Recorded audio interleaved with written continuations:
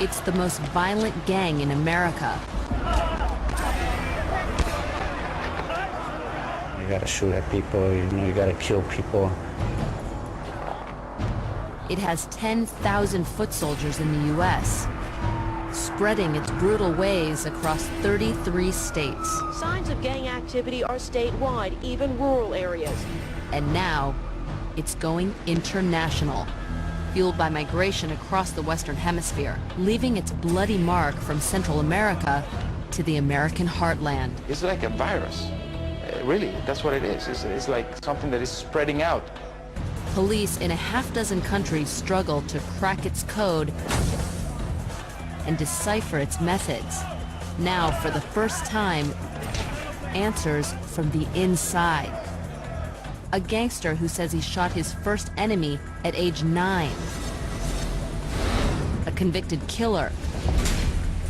And an insider with chilling details from beyond the grave. First is God, then your mother, then your gang. You live for God, you live for your mother, you die for your gang.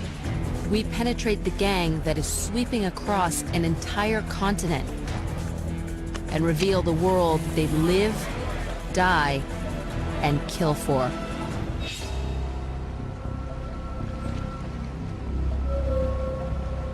The Shenandoah River in Northern Virginia. It's far from the problems that plague America's inner cities.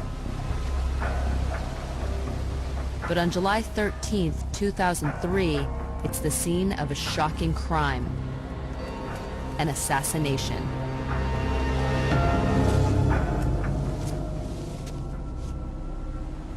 A 17-year-old pregnant female being stabbed to death is shocking to a community. Her name is Brenda Paz. She's 17 years old and pregnant, and stabbed over a dozen times. But as Detective Bob Freeman soon discovers, Brenda Paz was no ordinary teenager. She was a member of a brutal street gang called MS-13, also known as Mara Salvatrucha, slang for Salvadoran army ants. A year before her murder, Paz did the unthinkable. She turned informant. She went into protective custody and began spilling the secrets of MS-13. What kind of weapons? Like its growing stockpile of weapons. From 380s to Uzis to shotguns. I've seen them here get into, I don't remember the name of the little thingy where you put it. Grenades. But something drew Brenda Paz back into the gang. In time, they discovered she was a rat. For law enforcement officials, the Brenda Paz murder is a devastating loss. The details that she was providing law enforcement was invaluable. The killing is also a wake-up call. A gang that was once a local problem is now a national menace. MS has invaded 33 states